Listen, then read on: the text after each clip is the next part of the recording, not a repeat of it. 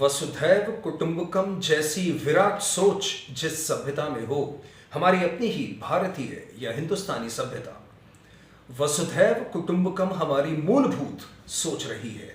ये ऐसी सोच है जो पूरी दुनिया में, पूरे जगत में किसी और देश या जगह के लोगों के मन में आई तक नहीं।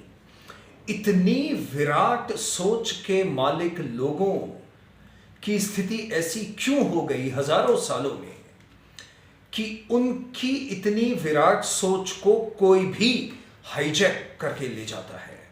अगर हम अभी का जो मुद्दा है, जो कि the hot topic right now, ये जो नीट के लीकेज के पेपर के लीक होने पर जो स्टूडेंट्स का मूवमेंट है, ये वैलिड मूवमेंट है, मगर इसकी वैलिडिटी उस दिन ही खत्म हो गई थी जब इसकी सोच या स्टूडेंट्स की सोच को कुछ निचले स्तर की मौका परस्त, अपॉर्चुनिस्ट और कुछ काम ना करने वाले पॉलिटिकल लोगों ने हाईजैक कर लिया था। लेकिन ये कोई नई बात बिल्कुल नहीं है हमारे देश में।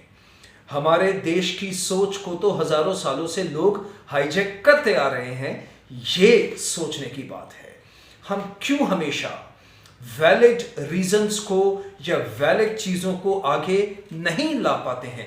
सारा अध्यात्म, सारी स्पिरिचुअलिटी हिंदुस्तान की उपज होते हुए भी हम क्यों अपनी चीजों को ही बाहर वाले लोगों को पहले ले जाने देते हैं और फिर उन्हीं से वो चीजें खरीद खरीद कर और वेस्टर्न या अंग्रेजी ठप्पा लगा लगा कर खुश होते रहते हैं।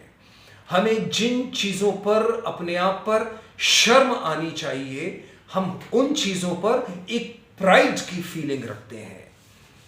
सोचने वाली बात तो मेरे दोस्त ये है, एक वैलिड मूवमेंट पॉलिटिकल एजेंडा कैसे बन गया और उसमें यहां तक बात आ गई कि जो रूलिंग पार्टी है या जो इस वक्त देश जिनके हाथों चल रहा है और वो बहुत बेहतरीन काम कर रहे हैं, वो पिछले 10-12 सालों में देखा गया है।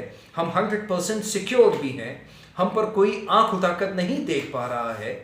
हम ये क्यों नहीं सोच पा रहे हैं कि मुद्दा बाहर का नहीं है, मुद्दा सिर्फ नीट के एग्जाम का है ही नहीं। ये मुद्दा तो हमें अपने आप पर सोचने को पर मजबूर करने वाला मुद्दा है। हम ये क्यों नहीं सोच पा रहे हैं? 2-3 मिनट में बहुत ज़्यादा बात मैं नहीं कर पाऊंगा और मैसेज को मैं ज़्यादा लंबा नहीं करना चाहता क्योंकि वो फिर वैसे भी इनवैलिड हो जाता है।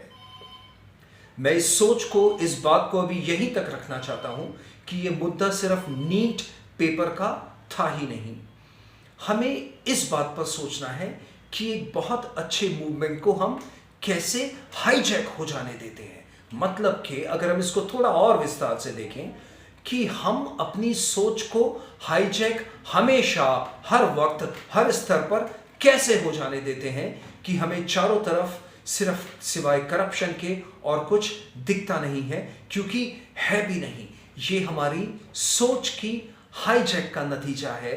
हमारे आध्यात्मिक बल, हमारी स्पिरिचुअलिटी जो हमने हाईजैक करवा दी है औरों के हाथों, उसका नतीजा है। इस पर बात मैं जारी रखूंगा अपने आने वाले मैसेजेस में। अभी मैं इस मुद्दे को यहीं पर छोड़ता हूं।